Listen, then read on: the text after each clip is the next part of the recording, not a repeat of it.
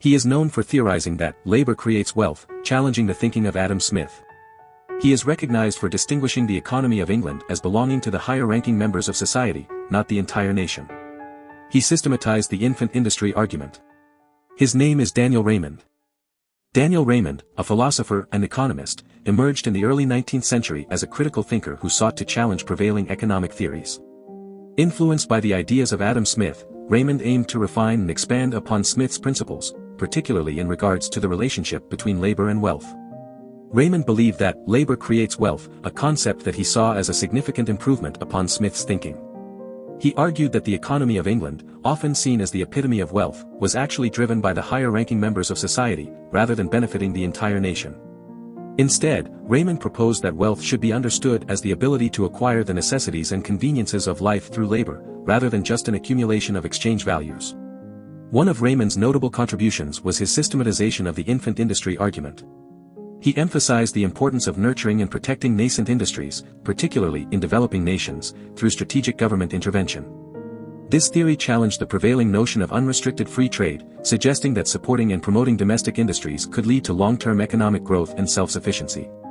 Daniel Raymond's ideas and theories brought a fresh perspective to economic thought, shedding light on the role of labor in creating wealth and the significance of nurturing emerging industries. His contributions continue to influence economic thinking today, inspiring further exploration into the intricate connection between labor, wealth, and economic development. In his Elements on Political Economy, Daniel Raymond represents himself as a staunch protectionist. He argues that protecting national interests should take precedence over individual interests. To Raymond, national interests are never in harmony with individual interests. He believes that the protective tariff represents national interests and provides leverage for the nation's domestic commerce and industry.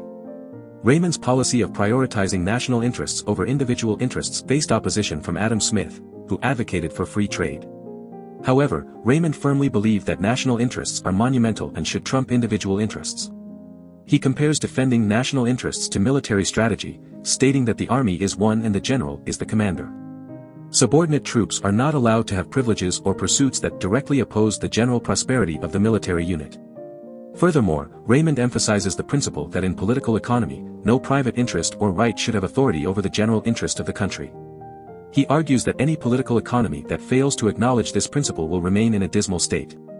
Raymond's government philosophy centers around the public good, which he believes should take precedence over citizens, property, and individual rights. He asserts that the government has the right to seize private land for internal improvements or infrastructure and to establish regulations for property or trade that benefit the general good. Raymond vehemently opposes laissez-faire economics, stating that protectionism is in direct opposition to it. In his book, he expresses that there is no hardship or injustice in excluding foreign nations from participating in domestic trade, but there would be a great hardship and injustice in excluding any portion of our own citizens from it. Daniel Raymond's political theory of protectionism and prioritizing national interests over individual interests remains relevant today. It prompts us to consider the balance between national and individual needs in our daily lives. How can we find ways to protect and promote our collective well-being without disregarding the rights and interests of individuals? Raymond's philosophy challenges us to think critically about the role of the government and the broader societal implications of our actions. In his groundbreaking work on political theory, Daniel Raymond, a prominent philosopher, delved into the concept of unproductive labor and its impact on society. Raymond argued that certain occupations, such as speculators and stock jobbers, were not only useless but also detrimental to civilization. He believed that the purpose of labor should be to produce the necessities and comforts of life, as well as foster joy and happiness within society. Raymond particularly criticized occupations that failed to contribute to the betterment of society. He pointed out that poets, painters, and musicians, for example, ceased to be productive when they stopped creating innocent enjoyments. However, he considered speculators and stock jobbers as the prime example of unproductive labor. According to Raymond, their sole objective was not to produce anything beneficial for the community but rather to engage in activities that had no value in increasing the standards of living. In his chapter on this topic, Raymond emphasized the duty of individuals and governments to prioritize the longevity of civilization. He asserted that no one had the right to be a mindless being, wasting their time on repugnant or uncongenial pursuits. Raymond believed that government played a crucial role in curbing occupations that were detrimental to society and should actively discourage such activities.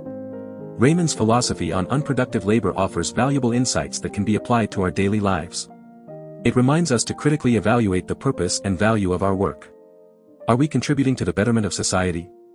Are we engaging in pursuits that foster joy and happiness? By reflecting on these questions, we can align our efforts with meaningful and productive endeavors that positively impact ourselves and those around us. Do you want to explore more philosophers? Who do you want to see featured next? Subscribe and leave a comment below to let me know. I'll see you in the next video.